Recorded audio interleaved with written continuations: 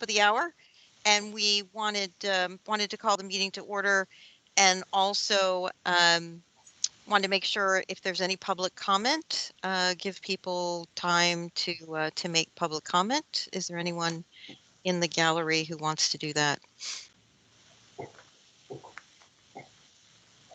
All right, I think it's commission members today, and we also wanted to welcome Rebecca Schmidt and Deb Hay from Parks and Recreation. And Richard, thank you so much, our county liaison, county staff liaison, for contacting them and inviting them. And we really look forward to hearing, what the plans are, what you need from a budgetary technology point of view. So we passed on some questions based on what has happened recently. So we really want to hear directly from you, how what what support do you need? So Rebecca, I'll turn it over to you and Deb. Thanks, Mary. So when I joined, I heard some of you all chatting with Deb. So just by way of quick introduction, Deb Hay is a business systems analyst with the Department of Parks and Recreation, and I am the department finance officer in Parks and Recreation. So on my team are Deb and the rest of our technology team. I also have budget, finance, data analysis, strategic planning on my team as well. So just to give you a sense of who we are and where we sit in the organization. And thank you for inviting us here today. I am going to pull up on screen a summer camp timeline. This is a slide that we shared at our budget work session last week, but I thought it could help have something to kind of ground our conversation in today. So let me go ahead, pull that up. Can you all see my screen? Yes. We Okay. can. It is an eye test for me, so let me change my view here, and Yeah. I'll be fine. Okay. All right. There we go. All right. Okay. Thank you. So sure. And thank you, Mary. I think the questions came from you, some of your questions in advance. Um, but of course, so why we're here is to talk about our registration experience. So on February 23rd, we had the summer camp registration where our registration system failed us, and we in DPR hold ourselves accountable for that breakdown in the registration process. So what we have been doing since February 23rd, which is a month, the past month, our first after action item was focusing on working with the families from the summer camp experience to help manage wait lists, manage people that were kicked out of registering for summer camp and trying to find available slots for the families. And that's an effort that is ongoing and will continue to be ongoing, frankly, through the rest of the summer as participants move around in summer camp. The second, of course, key thing we were focused on was working with our vendor to understand what the root cause or causes of the issue were. And our first milestone with them was determining that prior to our Spring Enjoy quarterly registration, which happened last Wednesday on March 16th. Now that's a different type of registration experience for the user than summer camp. So summer camp can be, one parent with 3 kids trying to sign their children up for 30 different weeks of camp versus a quarterly enjoy registration.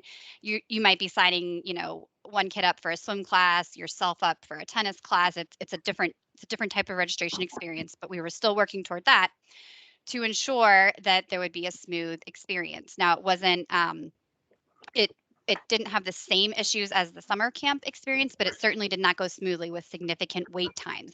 Our vendor had tested that our environment prior to the spring registration, and their testing did not indicate that any issues would present, but unfortunately, of course, they did. So we are continuing to work closely with our vendor. They have acknowledged that there is a root cause or causes that they still have yet to identify and address in the system. And as we work with our vendor, we have pulled in our purchasing division chief for the overall county to help us from the contractual side of the house. So the scope of our review, and I'm sorry. Oh, I thought the scope of our review. So that's kind of our February, March, where we are on this timeline, looking into really today. And you can see on the bottom February to June, and then April to September, where kind of our midterm after action. Our scope is focused on 4 key areas. So firstly, communications. Secondly, technology. third are general operations, and fourth, access and equity. So as a next step, we are working to publish an RFI, a request for information. And so this is in the purchasing world where we will be asking prospective future bidders to share with us what types of systems they have that might meet our needs. This information will then inform a future RFP or request for proposals where we actually consider bidders for a potential technology solution in the future that is different than what we have now. At the same time, we are benchmarking with our regional and our national peers the registration systems they use, the software solutions they currently use, as well as the broader processes they have in place to compile best practices for what we do. So these are some of the efforts that are going to inform the technology and operational solutions that we explore further throughout the summer. Because you had mentioned kind of some of, you also asked about our human-centered design techniques that we'll be considering. So another component is also, of course, some public engagement, both with our own staff that use the system in one way, but also with the public that use the system in another way.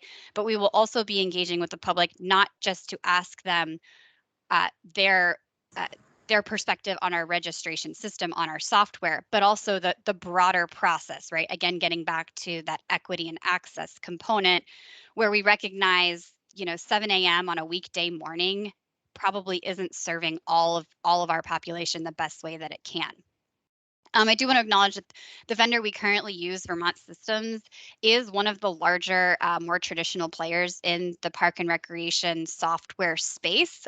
But we recognize that that we need to think bigger here, and that's again is why we're doing the RFI to see what other technology solutions are out there that aren't traditionally used in the park and rec space that may serve our need better for perhaps just the registration component of what we do, but also there are other things that this software does for us. It's our scheduling software as far as if you want to reserve a field or a community center room. It's our pass management for your fitness passes, etc. So then with this timeline, September, you can see we have finalized our Summer Camp 2023 implementation plan. So Summer Camp is a year-round business for Park and Recreation. And so that is kind of our marker where we would need to be implementing any changes in time for Summer Camp 2023 registration. Again, I mentioned equity and access a little bit. A key part of the focus throughout this effort is that it's not just the technology solution that we need to focus on. We are also recognizing that there is high demand in certain areas of summer camp that we don't have the supply to fulfill that demand, and that then results in camp slots filling very rapidly, very quickly. And so we are and will be exploring other things like lottery options, queuing systems, waiting room options, in addition to how can we change some of our offerings to meet those demands. And I do want to mention that we have several hundred outreach slots, and we use the term outreach within the department, but meaning we hold some spaces that don't open on the day of summer camp registration, so that we can assist customers that that 7 a.m. online time slot doesn't work for them, or they may not be aware of our services or how to register for camp. So we do still have available spaces that we work with our partners, like the public school system, like Department of Human Services, to find those individuals. So the long-term after action is really where some of the long-term technology changes will happen. And so in that piece, and that's kind of the February 2023 and beyond in the timeline. So our registration software, like I mentioned, is Vermont Systems is our vendor. We have worked with this particular vendor for a couple of decades. So I can't personally speak to the details of the initial competitive procurement process, but we currently work with them under a service license agreement contract, and many of the county's contracts, including this one, are publicly available on our website, for inspection should you want to review their contract. The particular issues that we're struggling with right now with our vendor, and what that means with respect to the contract language and any repercussions or financial implications, those are issues we're currently working through with our purchasing division chief. Like I said at the beginning, DPR we are fully accountable. We are the department that manages this contract, that oversees this registration system software. And so we are the lead department that is dealing with where do we go from here and how do we fix this for our customers going forward. That said, we of course can and do consult with the Department of Technology Services. And so we have already engaged with them on the request for information that we're publishing to make sure that we can incorporate that DTS perspective that we might not have in Park and Recreation. And we'll be working closely with some of our DTS colleagues as well before we publish any type of request for proposal. And we're also engaging with DTS peers as far as exploring any type of interim technology solutions or things we might want to implement before another large quarterly registration, or certainly before the next summer camp registration. You know, things like the lottery, queuing, waiting room options, and other measures to help manage the issues that we're experiencing with the software. Of course, the utmost goal is for our current vendor to emphatically identify the root cause or causes issues, address them, test them, and prove the concept with other customers that they have in this space prior to our future registrations. So these are as far as how we pay for the services. It comes out of DPR's annual operating budget. It's an ongoing, annual service contract, and until if and when we find a better solution, we still are under our current contract with the current vendor because, like I said, we use their software, day in and day out for a lot of functionality in the department. And so I know that this group can appreciate that changing that is not an overnight, change. So that is kind of an overview of where we are, what we've been doing, what we're looking to do over the next several months. So I hope that gives you kind of a sense, and I'll open it for questions, and Deb and I will answer what we can, or get back to you via email through Richard for anything we need to circle back on. Great. Thank you so much. Appreciate it, Rebecca. Questions from the commissioners?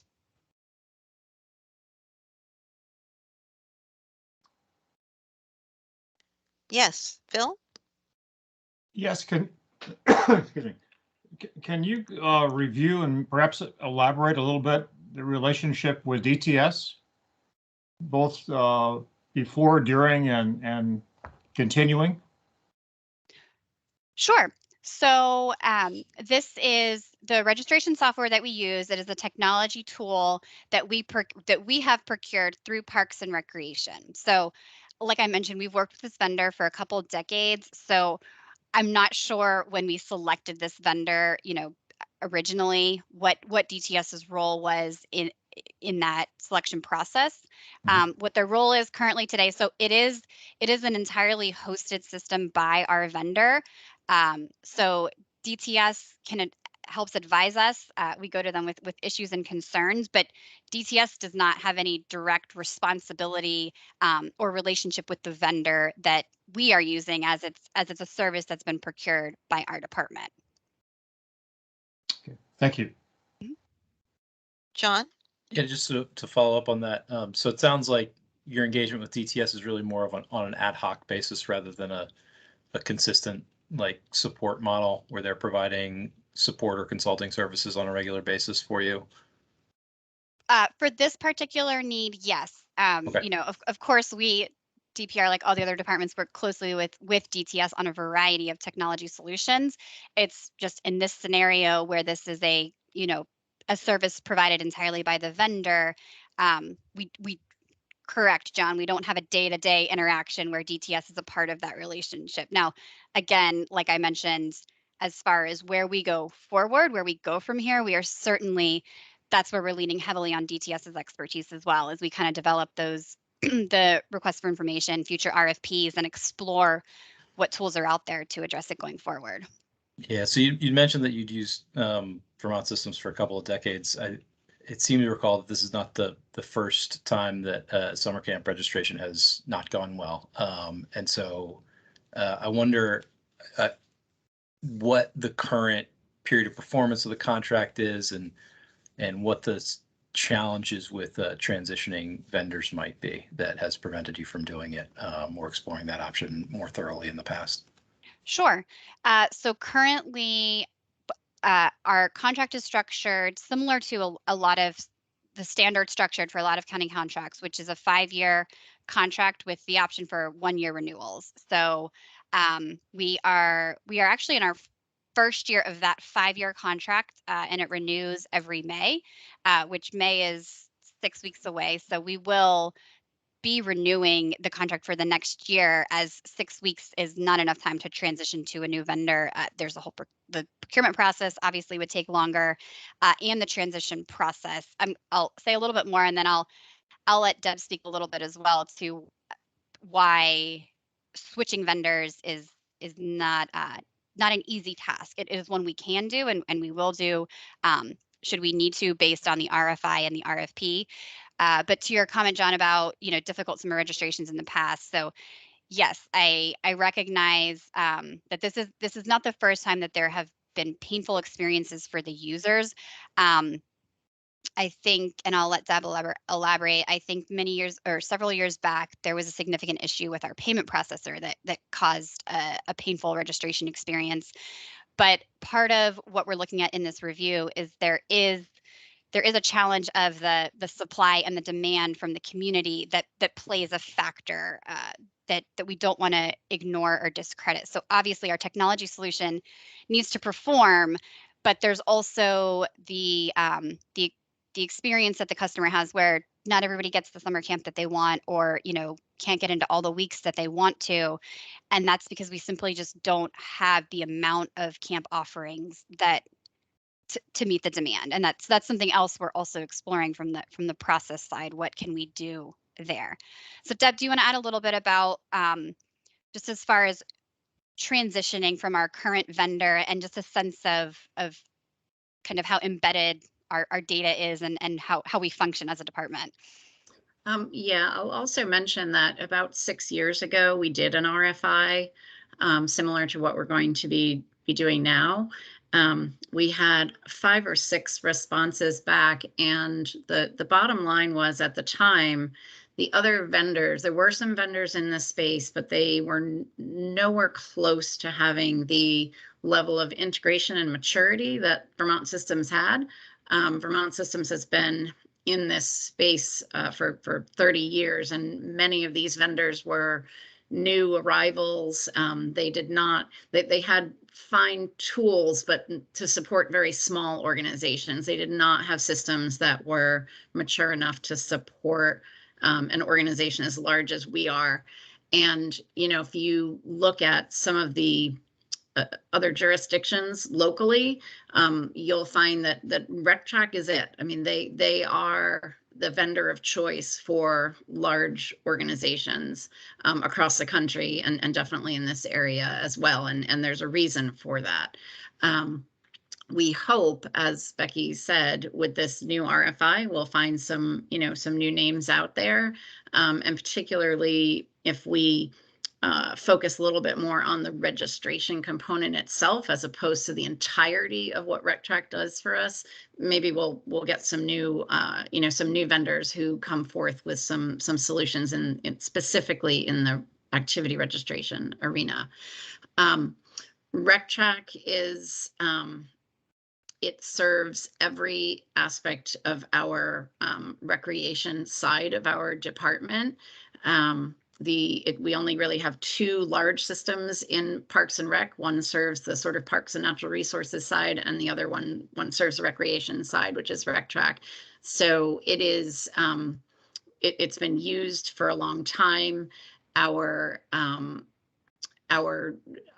investment in the system and the training and the number of users is significant, and it will be a pretty large task to move to a different system, and especially if we have to move to multiple systems in order to kind of cobble together a solution that meets our needs, for pass management, for rentals, for facilities, for activities. It's got interfaces with our accounting system. So there's a lot that would need to be pulled apart and put back together in order to implement, another system, whether it's one comprehensive system like RecTrack is for us, or whether it's a series of smaller systems that serve those sort of niche areas. Thanks, Deb. Jackie?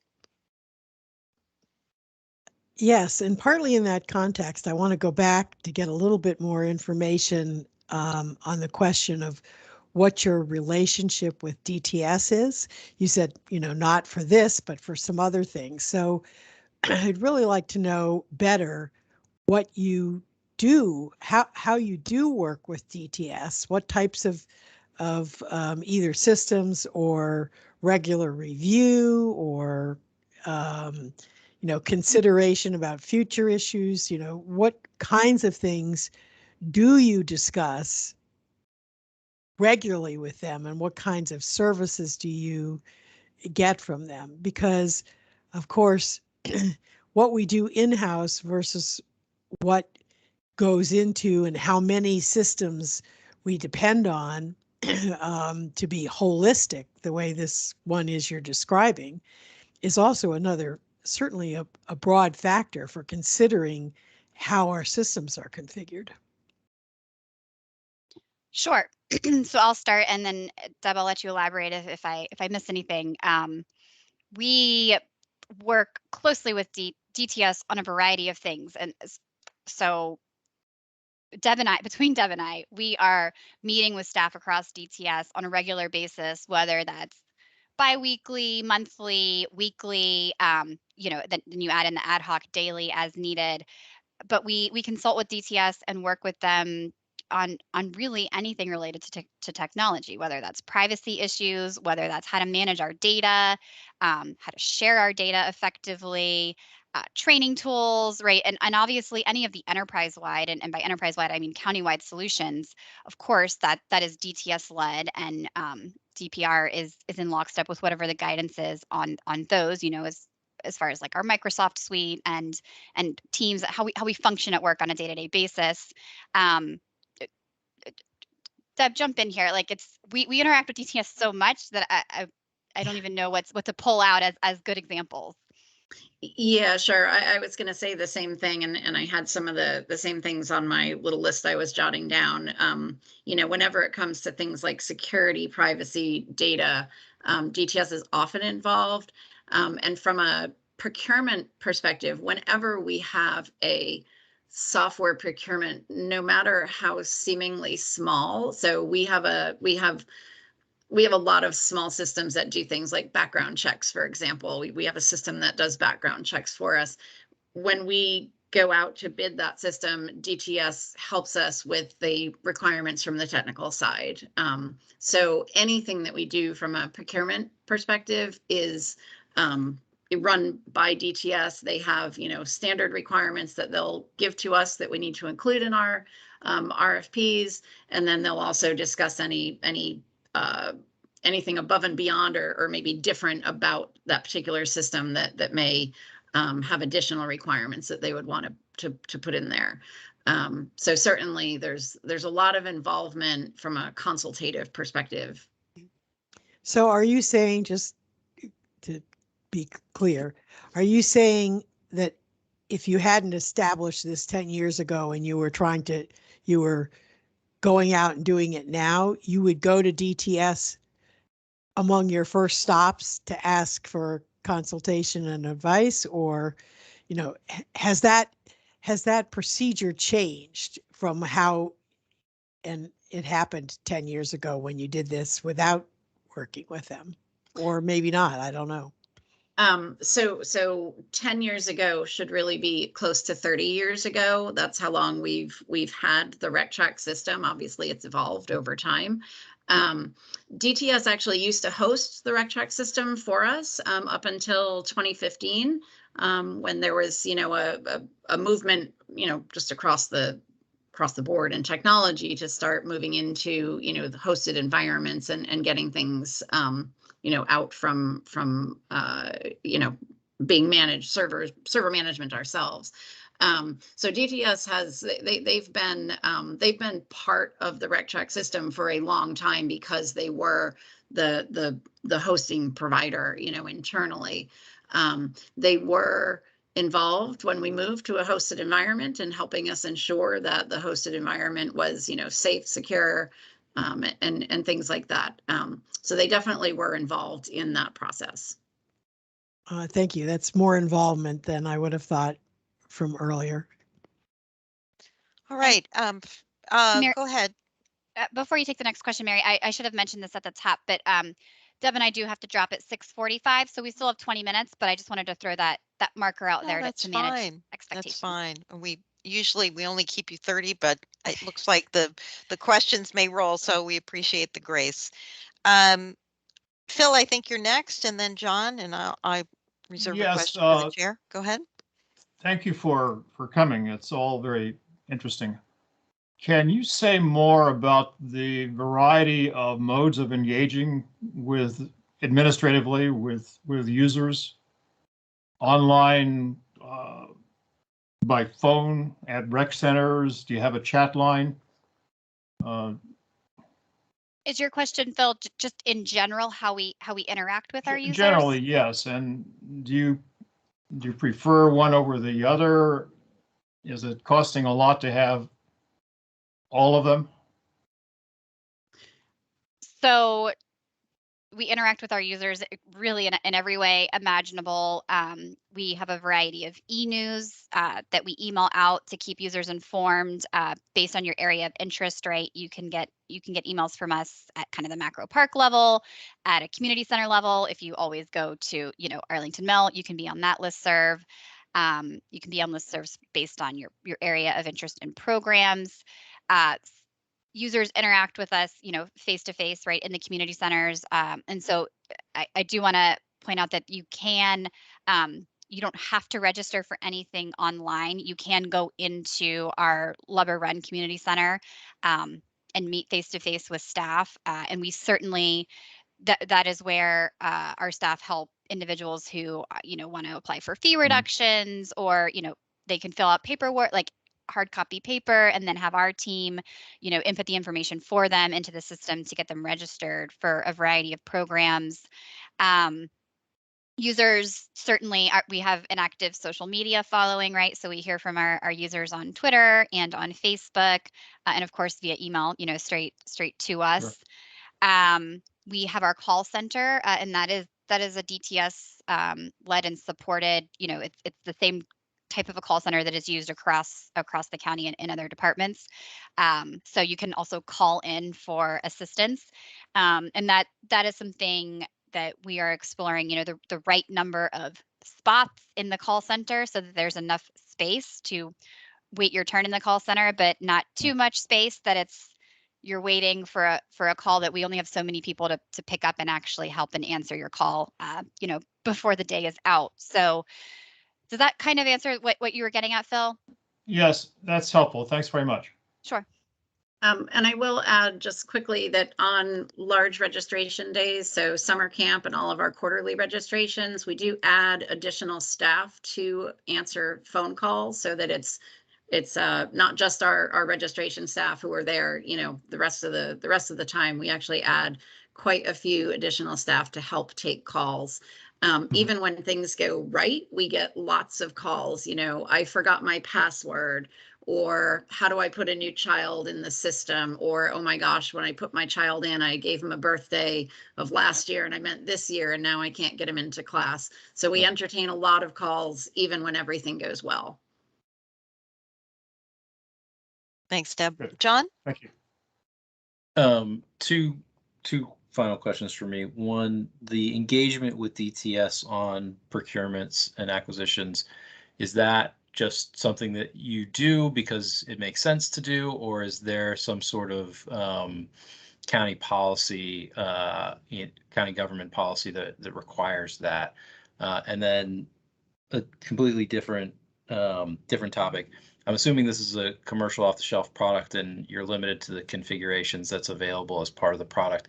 And so the question is the product capable of running a lottery type system for registrations. And then one piece of feedback related to the registration piece, which is, I think, the demand outstripping supply for the camps. What can be done about that? Because these summer camps are really childcare. And the fact that we don't have enough of them for the demand, I think, is something that is not a technology problem, but with just a question about what can be done about that. Sure. So to your first question, the answer is somewhat both. One, it is a best practice, right, to engage with DTS on any type of procurement that involves technology. So departments do it just for that knowledge. But two, there is, I don't know, I don't want to say it's a county policy, John. I may be wrong, but at least the procedure and the practice is um, when a department notifies the purchasing division, we're interested in procuring XYZ service or goods or services. You are prompted to tell the purchasing department if it involves technology, and if it does, the system is smart. There's kind of like a routing system of this workflow, and it'll route automatically to the Department of Technology Services. So even if you don't reach out just out of best interest, there is also the procedure in place ensures that through the procurement process, DTS is connected and looped in if you're purchasing something related to technology. And then the second part, Deb can elaborate, but yes, it's an off-the-shelf solution, but it is somewhat customizable by user, right? Like there's different configurations and components you can use. And there is an ability to do a lottery.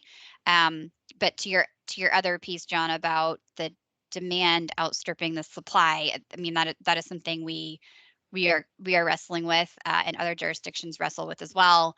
But there are other constraints to consider because it's not a technology issue, but space, right? Physical space in Arlington County is a consideration.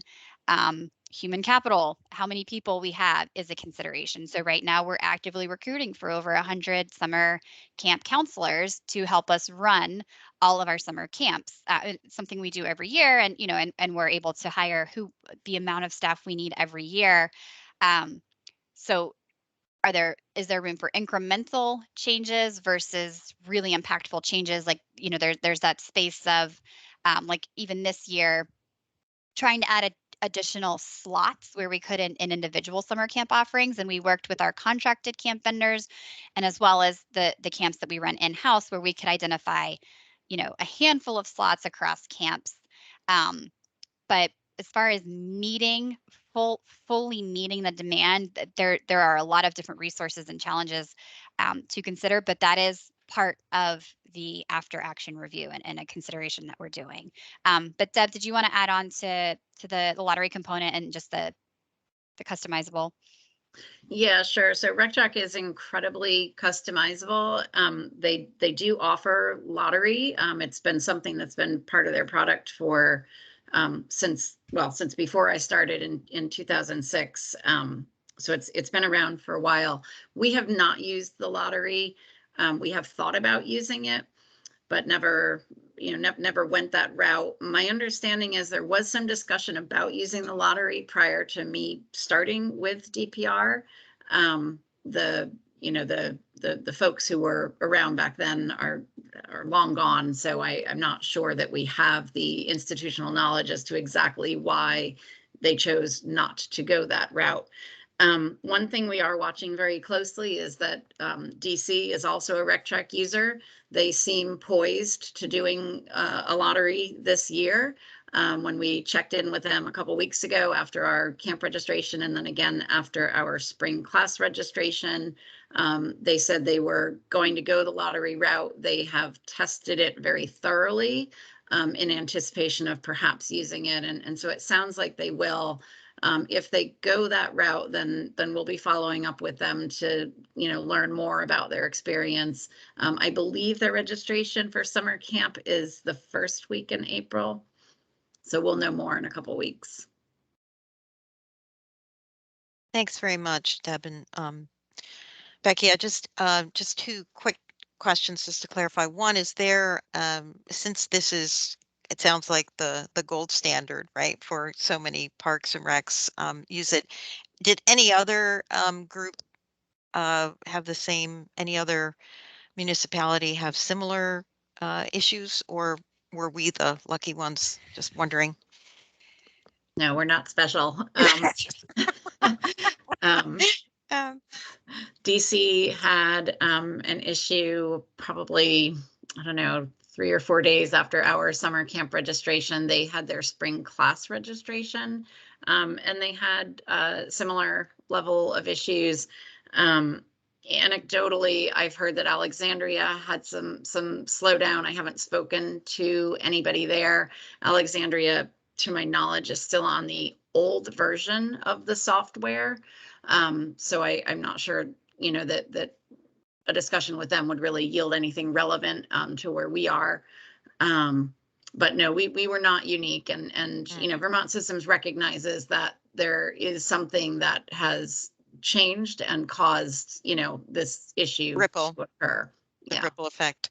Yeah. And Gary, I'll get to you in just a second. Let me was wondering with the RFI, when you all put that out and get it back, is it practice then to have somebody from DTS sit on that to review that when you go through the review process? Or is it something you all do internally and then you decide whether you're going to flag something for DTS? Was just wondering how at that stage, Deb, they engage. Just curious as to whether that was kind of tradition or whether it's part of the formal procurement process. So I think it's a little bit of both. If we get to an RFP process, then it will be definitely a very formal part of it to have DTS involved. For the RFI, the first cut is, do they even meet the functionality that we require? Right. If we don't even have anybody meeting that functionality, there's not even a reason to go the next level to say, well, do they have the technology to back it up? Got it. The last time we did an RFI, I believe that we did have some DTS folks who read them, but the bottom line was nobody even met the threshold of meeting the functionality as it was laid out. Got it. All right. Thanks very much. Gary, did you you had a question? Hi, yes, I did. Can everyone hear me okay? We can. Thank you. Oh, great. Thanks. Rebecca and Deborah, thank you so much for coming to speak with us this evening. We really appreciate the information and feedback. I think you covered this a little bit at the beginning of your presentation, but I wonder if you could just briefly go back and recap. What is your best sense of the short-term, I don't know, response or interaction that we can have or expect with the vendor towards addressing the problem that we just experienced? As I was reading several of the some responses of users that were trying to work with the system, and I can understand where it was really pretty frustrating, and it just sounded like at times the system was locking up as if it was simply almost like a denial of service attack, that too many people were getting to the system. Again, I think you covered this perhaps at the beginning, but could you just summarize again in the short term? This would be apart from looking at new vendors, but with a current vendor, what are our best chances, in your view, of having this looked at and addressed in some fashion? Thank you. Sure. So our vendor, one of the benefits of being a long-term client with them is we have those, you know, Deb in particular, but we have those relationships with several points of contact at Vermont Systems.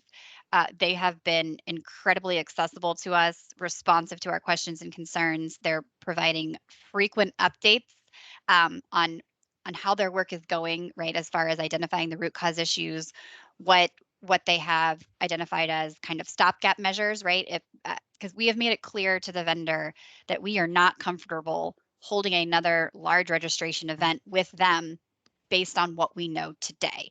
And they fully understand that and recognize that. And so they know that we're working toward our quarterly registration, right? Our kind of our next big registration. We also have 55 plus registrations that are larger than, so kind of the three big ones are summer camp, quarterly registrations and then 55 plus registrations. We do a lot of other small registrations, but very, very, very small user loads. So they are well aware of our next quarterly registration that is a couple months away. And they are working feverishly. We have had multiple meetings. We have had calls with our director, with their president, with their senior level leadership. So we have their full attention and their full cooperation to figure out the root cause issue and give us the confidence that we need to run our next quarterly registration, either with, again, emphatically confirmed that they have identified the issues and resolved the issues and proved that concept with other customers. Because we were, some of it is unfortunate timing, right? Like our summer camp registration was the event that brought to light these issues, right? And like Deb said, DC had an event just a few days after us and encountered similar challenges. And at the very least, if they have not identified the root cause, and this is 2 months away, so by then we would certainly hope that they have, but if they have not, they are simultaneously working on some other measures that they can offer us, and we've talked with DTS, and we can also pursue these measures outside of the vendor if we need to, but things like a queuing system, a waiting room, a lottery method, where at least, and to John's comments earlier, like if the supply isn't meeting the demand, let's at least have your transaction go through successfully. And, so that the messages that you see on your screen are not that you're getting kicked out or you're falling off the system, but your message is you're number 112 in line for your transaction will be 112 transactions away from where you are today. But so in short, Gary, the vendor is incredibly responsive, incredibly aware of what an issue this is for the county. They did issue a public statement of apology for their role and the impact it's played on our customers that we have on the Arlington website as well. Thanks. Thanks, Just Becky. one. Yeah, thank you. One follow up on that.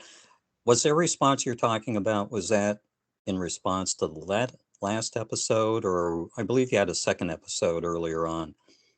Both. So since summer camp registration on February 23rd, we have been in constant contact with them, and we were working toward the March 16th, last week's quarterly registration, and that's where they had tested and everything from their testing environment indicated with our own data, our own expectation of the users that would present and how their system would be used that morning. So since February 23rd and the second event ongoing. Thank you. That's really helpful. It's good to know that you have their attention, and hopefully that they will be able to be responsive to help, as you say, identify the root cause to try to ameliorate this going forward. But thank you very much for that background. Appreciate it. All right, we have kept you right. Thank you for the grace of the extra 15 minutes. I think we took all but 2. Deb and Becky, this was really very helpful, and we appreciate you making time.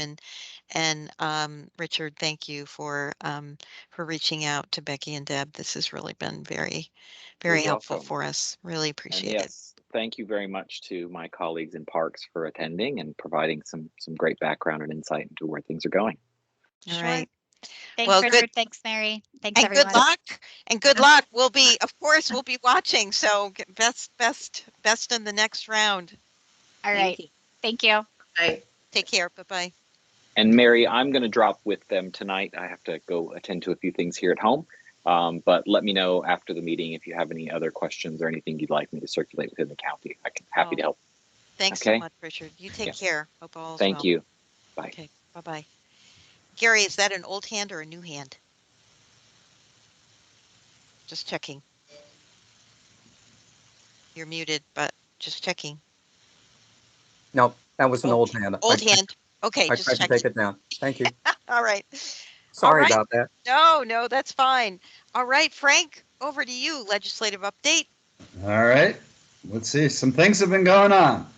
Other than, I guess we're all on pins and needles, the administration has warned that a cyber attack may be coming. So we should all pay attention and use good cyber hygiene or whatever.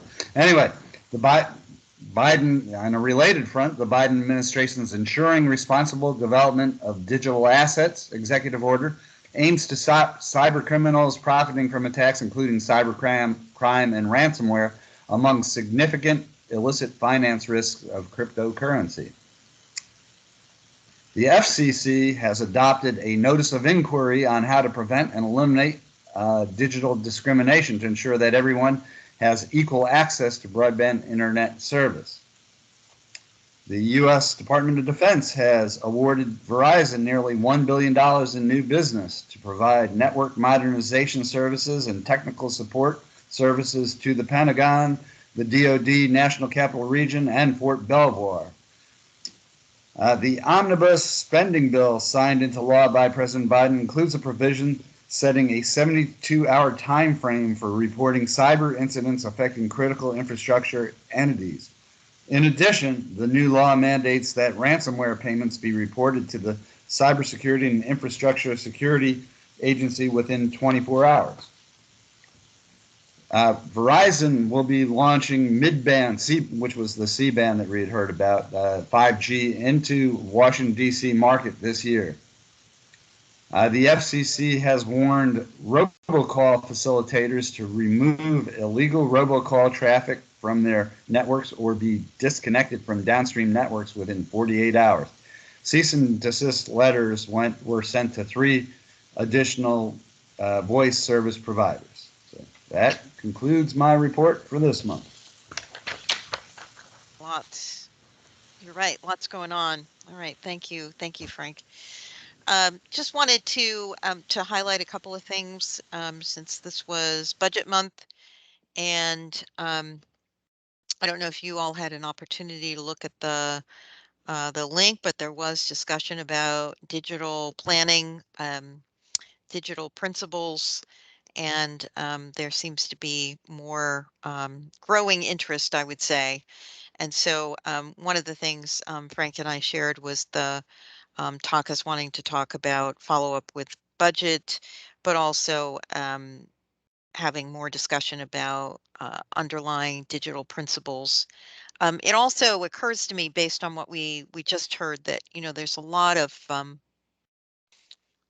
organizations are moving from product to platform, right? So that there's a platform that's created, and then the products are on the platform, so that they are not,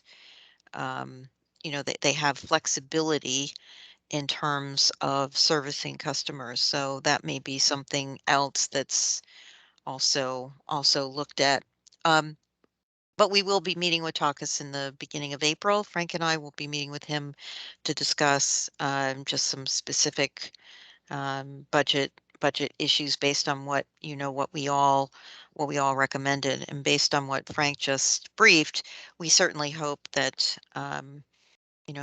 these are times when we all need to be really vigilant in the cyber world. Just wanted a note of 2 people who aren't Louise from Verizon is away, so that's why she's not at our meeting. And then the Mike, I mentioned just early on, I don't know if we got it on the tape, so happy anniversary, Mike, and his Mike Carlton and his wife are in the Galapagos, so that's another reason why we're not full complement tonight. Also wanted to a shout out to John Johnson, who's on the call, and he met with Takis after Frank had an opportunity to talk to him and meet with him. We recommended that he be that Takis meet with him. So it is possible. We'll see. Obviously, it is the consideration of the board, but we may welcome him next month as a voting commission member. So John, glad that you could be here.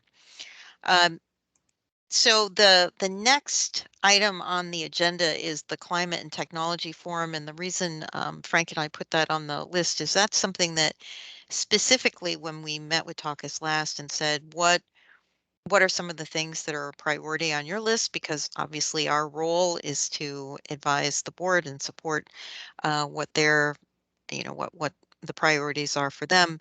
He really asked us to look at this. So I wanted to, I know we have some, we have some plans for the year in terms of around cyber, but also wanted to get a sense from you all about what you're thinking about, some brainstorm some ideas around this climate and technology forum. So if there's some ideas that any of you want to share now, would be great.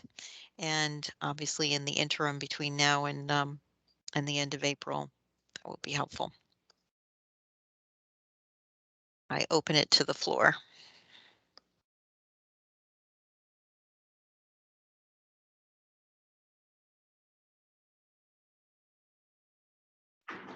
Mary, it's a big topic, as you know. It's an impossibly vast topic, and I wondered if we could get some guidance from Takis as to what specific aspects of climate change he would like us to address or foster a discussion for. Yeah, we may have him come in to talk specifically about that. I think it was more how can technology assist and play a role specifically in the county.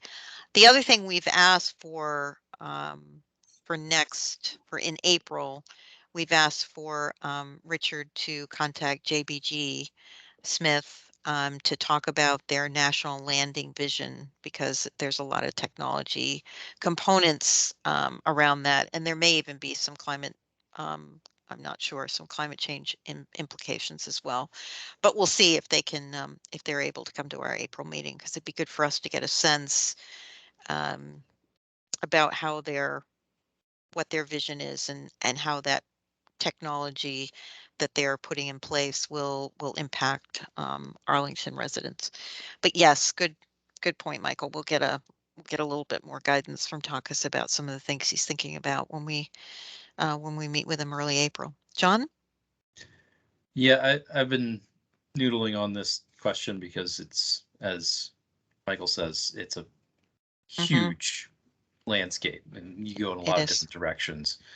Some thoughts to narrow the potential directions we could go. I think there's the very kind of small question of improving the efficiency and reducing the carbon footprint of county operations through technology.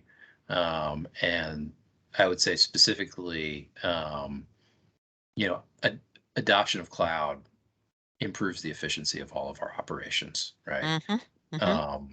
But there's the county operations question in terms of improving efficiency and reducing the carbon footprint. Then I think there's the climate adaptation question, and how can the Internet of Things and sensor technology allow us to adapt our operations, the county operations, to what is almost certainly going to be a more volatile weather environment in the future, right? Because it's not just about it being hotter, it's about more extremes more frequently. Right. Both from precipitation and heat and humidity and all that kind of stuff.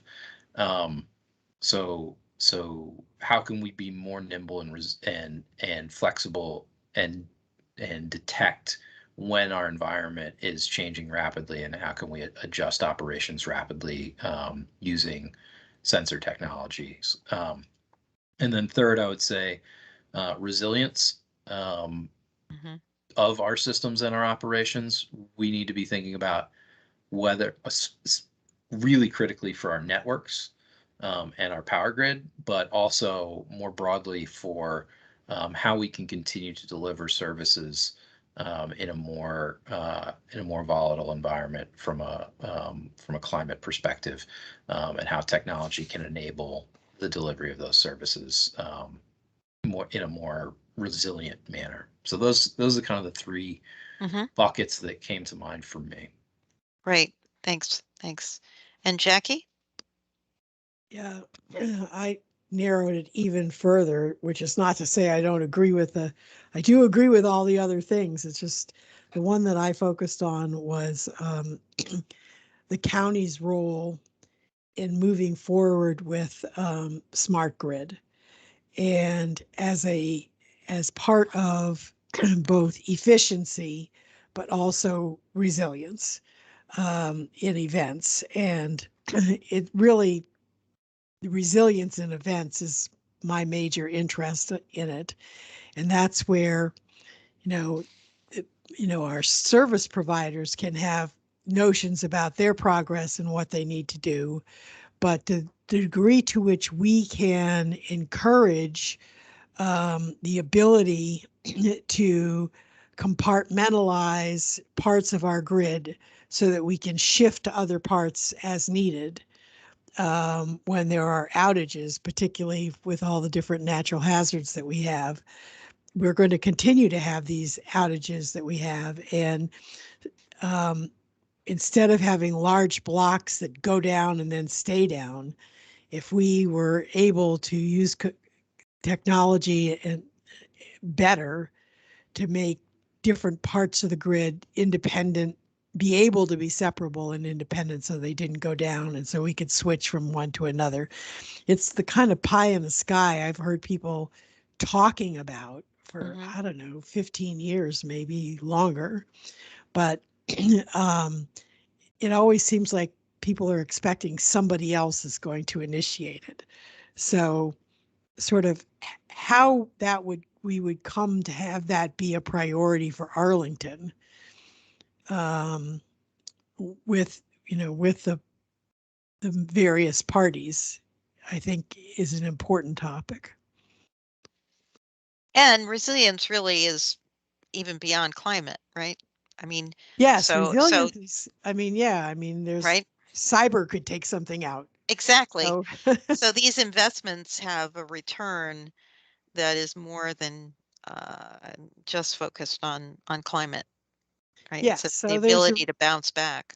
the resilience of the power grid, and then the resilience of cell communication is another one that has come up in lots of cases. I know just from my experience in responding to emergencies, like I was in the National Response Center during Sandy, for example, and my job was tracking restoration of cell towers and power grid. Both of those two things were on my list. And there was a lot of talk then about what could be done to not have such massive outages, and also to get better information on restoration, and also quicker backhaul and all kinds of other things. But I don't know that at a local level we've done anything with our provider partners to have a plan for how we're going to advance those things. And I think the county probably should be initiating a planning with our provider partners to be having resiliency on those things, because yes, cyber could affect them, but it's going to be a county emergency management response if cell towers go down, or as we had with the 911 going down, or things like that. Sure, good. Well, we'll bring back in April a little bit more clarity, but I wanted to seed, we wanted to seed the the creative ideas of this commission, so we could be able to think about what the focus could be, because as Michael started the conversation, it is huge, but there are things that the county can do. And with that, I'd be remiss if I didn't encourage everyone here and everyone watching at home to go to ready.gov and make a plan for what happens if something goes wrong, to and including a cyber incident from a foreign state actor, to Frank's earlier comment about the warning out of the White House. Right. So ready.gov, right, is the gives you good tools to make a plan. Good. All right. Excellent. Wonderful. And if anyone wants a buddy or any assistance on doing that, I am one of the major authors of ready.gov. So I volunteer to help anyone who needs assistance. And in my experience, even people who are highly proficient at other things get somehow or other stymied by, actually starting their plans. So Oh, that's great, Jackie. Thank you. We may want to do a virtual, Jackie. You do a virtual, make a plan and have people. That'd be fun, wouldn't it? People coming together and doing that. Yeah, we probably should have our local professionals are the ones we should ask to do it. That's why I was Yeah. volunteering as an individual. Yeah, no, it's great. And we have Angela will have more work on the website. We hope to get that up to date and running and all those things where now I think the web mistress has really plowed through a lot that was priority and core county business, and we should have some movement in that area. But I did want you have both the January and the February minutes. So now we're caught up, which is great. Thank you, Angela. So you all just want to, are there any, we'll take the January one first. Are there any changes, additions, deletions as you reviewed the January minutes?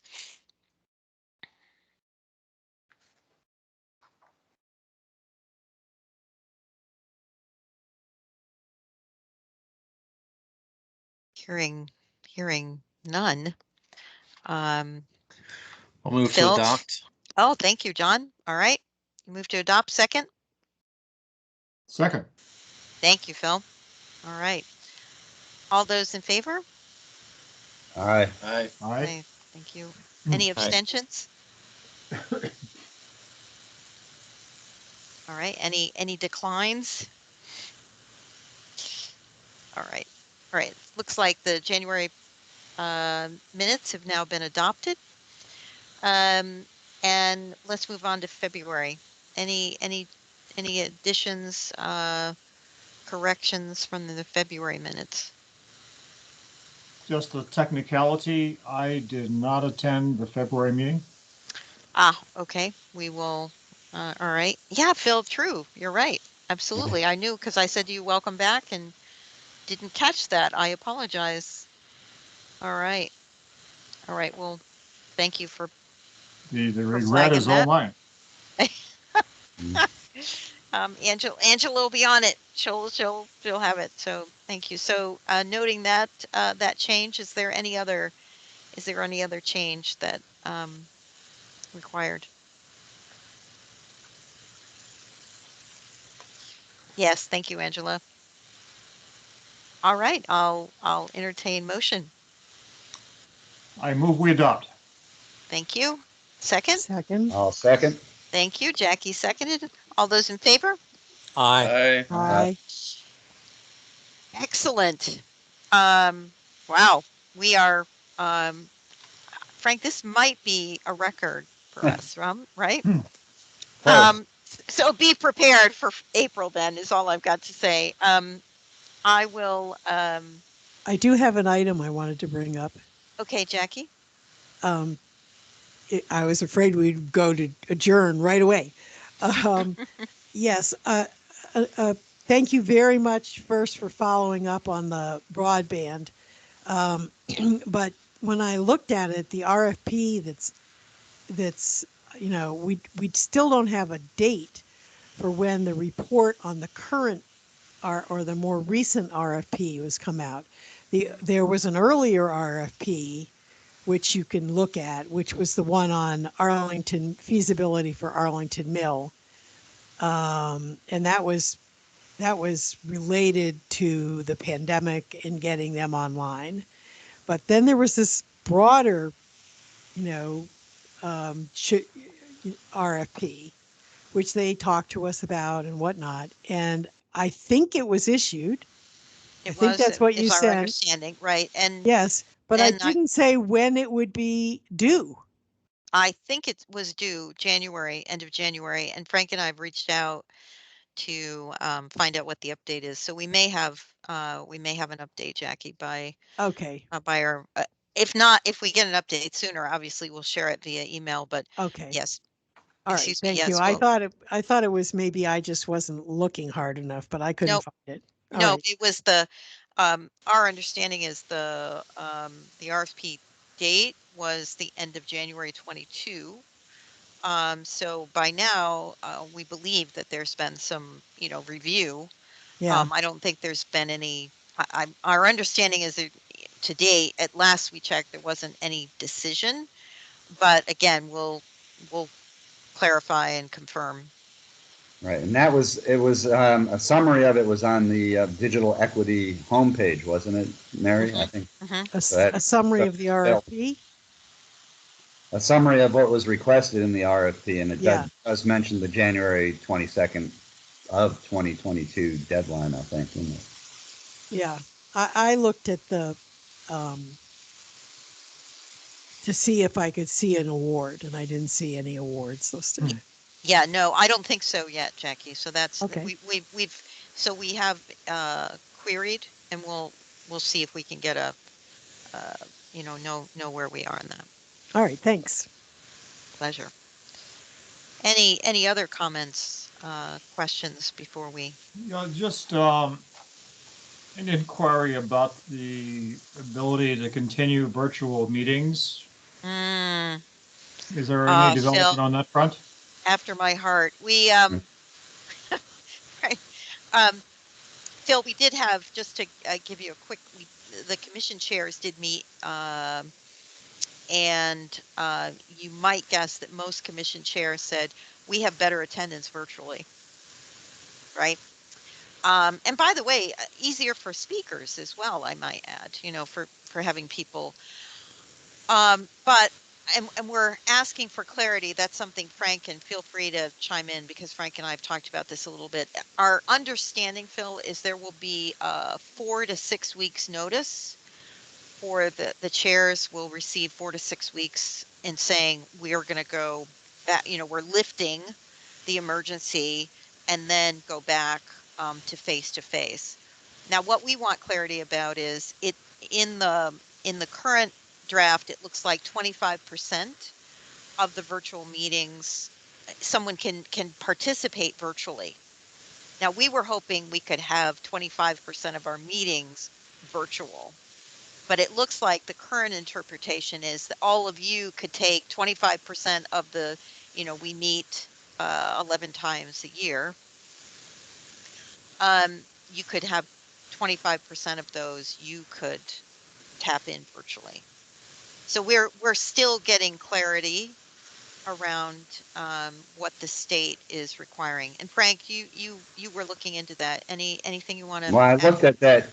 Looked at that link that you sent around. It looks like it's been introduced but not adopted. And really, what it addresses is the whole issue of commission members being able to participate virtually, and the whole issue of quorum and that. But you have to provide with detail, at least as the proposal I saw, the detail why you can't make it.